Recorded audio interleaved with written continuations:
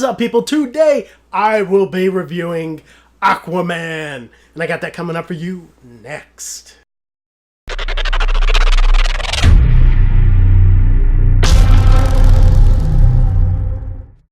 So I have just come back for my first pre-screening of Aquaman. I was super psyched to go to this thing. It was packed. It was a packed house, and I have the review for you guys right now. And this movie was actually directed by James Wan, and it stars Jason Momoa, Amber Heard, Willem Dafoe, Patrick Wilson, and Nicole Kidman, along with a few others. This is a very star-studded movie, and this is a very big movie for the DC universe. Whether you agree with the masses or not, a lot of people really don't like where DC is actually taking their cinematic universe. And this movie is really slated to be a course correction on that, and we'll definitely talk about it. But I actually feel like that is actually true, and I feel like it really does work in this kind of way for DC. And to get into a little bit of the plot here, Arthur, who is Aquaman, played by Jason Momoa, is half man, half aqua person, and that is because his mother is Atlanta, and that is just the queen of the sea. And she escaped that life. She fell in love with a human, and they had a child who is Arthur. And Arthur very much rejects his calling to his mother's side of things, and he really doesn't want anything to do with the whole community that takes place in the sea. He very much wants to be a just an average person. So he very much goes along with his father's way of life. And even though this is what he wants, he just can't get away. He can't escape his higher calling. And eventually everything leads up for him, and he has to help Amber Heard's character of Mera reclaim the throne from his brother, who is played by Patrick Wilson. He plays King Orm here, and King Orm already rules the waters, and now he wants to rule the land. Arthur cannot let that happen, and Amber Heard's character of Mera tends to agree with him. So they set out to get all of the things that they need to reclaim the throne. And there is a whole lot that goes along with that, and there's a whole lot of build up to that point. But what I will say is this is a very long movie. This is almost 2.5 hours long, but none of it feels like it drags. It definitely has a pace to it.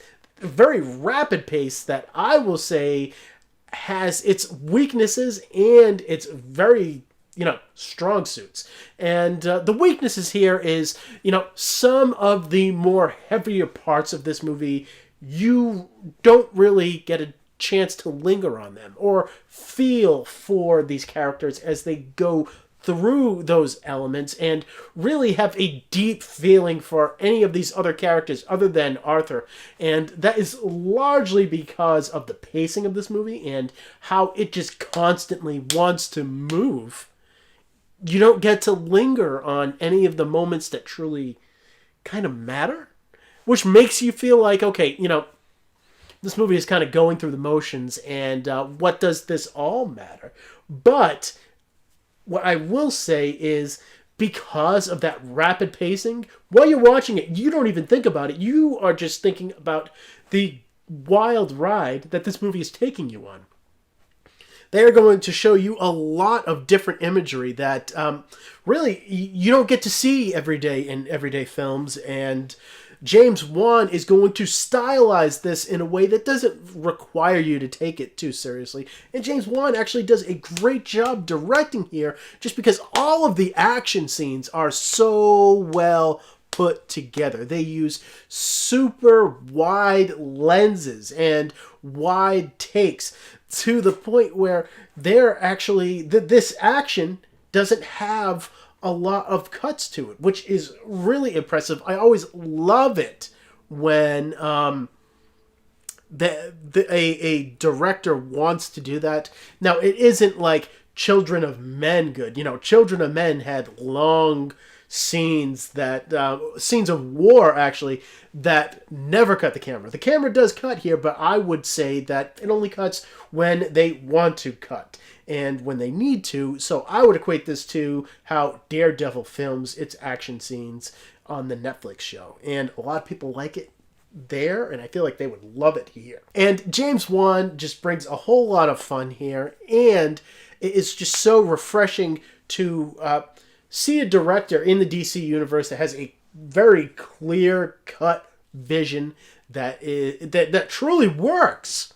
And that is definitely... James Wan is one of the stronger elements here. But along with him, you have Jason Momoa. Now, he has to do what Chris Hemsworth did with Thor, and he definitely does that here.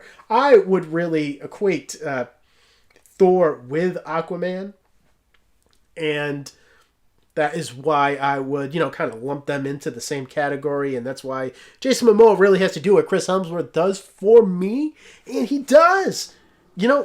I want to hang out with this guy. At first, he is kind of an irresponsible guy. He has a lot of quips, and he'll save the day when he needs to, but at the end of the day, he just wants to go to a bar, have a few drinks, take some pictures with some of his fans, and, have a good time. I really do like Jason Momoa's take on this character, and as the movie progresses, I was impressed with Arthur's arc here. He definitely has an arc. He definitely wants to be more responsible and to accept the burdens that come with his ancestry. And that is a big part of this movie. And Amber Heard, she is a character that she has a character that could be stuffy. She is actually a real stick in the mud.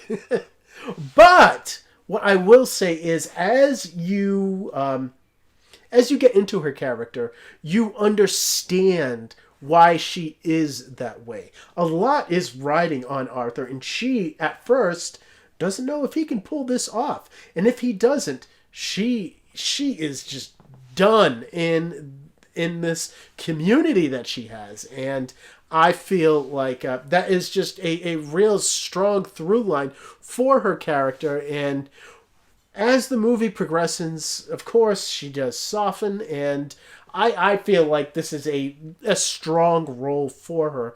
And I kept on seeing a little Scarlett Johansson Black Widow on her also, especially during her action scenes, which isn't a bad thing because she actually kicks a whole lot of ass here. And just to get into the small negatives, there isn't a lot here, but I will say that some of this does come across as kind of a ridiculous conceit to me. There are just images here that are ridiculous to see. And, like Willem Dafoe. Willem Dafoe is in this movie, and he is actually really good, but his means of transportation underwater is riding a hammerhead shark.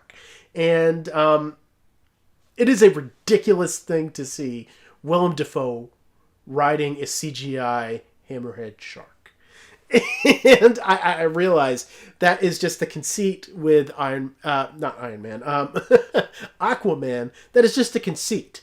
And you kind of have to take that in. There is just some ridiculous things with this character that you just have to accept. And I do accept it and move on. I just giggle at some of that stuff. Like, there is another scene in this movie where there is just a war with crab people with pitchforks. That's ridiculous. Yeah. But I do move on, and I generally just laughed at it, laughed it off, and moved on with the movie. Just because I just had a lot of fun here. This is a fun-ass movie with a lot of characters that I really loved seeing. And Black Manta! Black Manta here is really awesome, and he is just a real kick-ass character that I love to see from the comic books here, brought to life. And, all in all, this is just a really, really just fun really good movie that I would give an 8 out of 10 to.